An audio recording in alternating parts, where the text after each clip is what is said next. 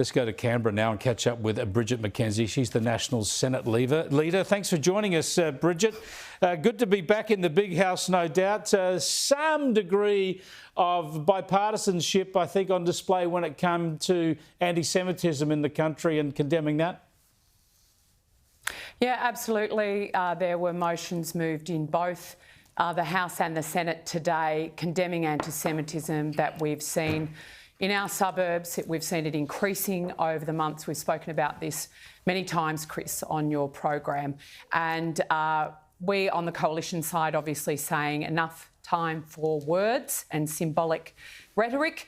The time for action is now. And really the Parliament joining to say we condemn it, but also I think from us on the coalition side, recognising and acknowledging that the government's soft response, weak response post-October the 7th has really led us to the situation we find ourselves in now, and they need to be moving strong legislation to actually deal with it and working in a joint way with the AFP and state police forces to arrest perpetrators, put them behind bars and send a strong signal to our community that enough is enough. Look, I just don't think they've got it in them. I mean, the point is, it's been 16 months.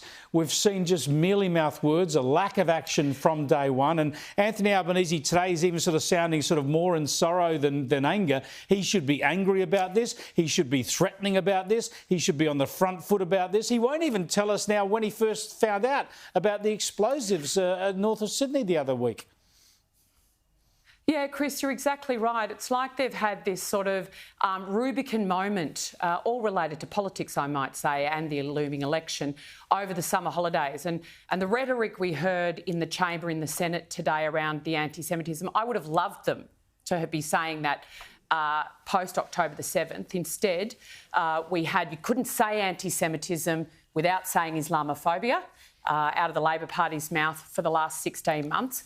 And again, I have not heard of any mosques being subjected to fire bombings or alleged terrorist attacks. However, we have seen places of worship of our Jewish community firebombed, education centres of our Jewish community targeted in horrendous ways, unlike other religions in our community. And I think that speaks volumes. The Labor Party wants to see that they've had this sort of road to Damascus moment, shall we say, over summer, to paper up the fact that you're dead right. They've been weak from the start and their behaviour has shown it.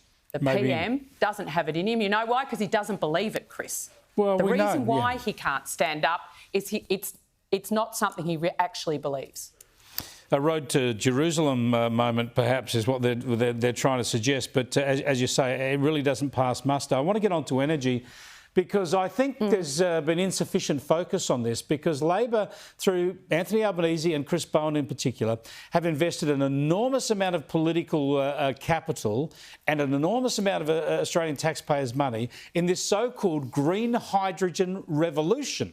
Now, this is falling over at a rate of knots. So by my count, at least 8 major projects in Australia have now been abandoned. They've been abandoned by companies like Woodside, by Twiggy Forrest Fortescue, by Origin, by BP. This is the real world calling scam on this whole green hydrogen plan. So if that's gone, how on earth do Bowen and Albanese ever get to their net zero dream? Well, they don't. They've got this renewable target of 82% by 2030. That is unachievable. We know if hydrogen projects, you've got serious players, big capital investors walking away from these projects. So the economics doesn't stack up, nor does the social licence when you come to actually community engagement. So on both the social and the economic assessment, these projects are not stacking up in a democracy like ours. And so really, any independent assessment of these projects is showing they're not worth investing in. And so they're going to be left with a big black hole, which will mean blackouts right across the eastern seaboard and regional internal capitals as a result of Labor's policy. And they're trying to sort of pretend that their energy policy has no impact on the cost of living or other issues that Australians are facing when we saw the independent food distributors come out saying their energy costs have gone through the roof because of these policies and it's driven up the cost of food. Penny Wong didn't have an answer for that today in the Senate at all.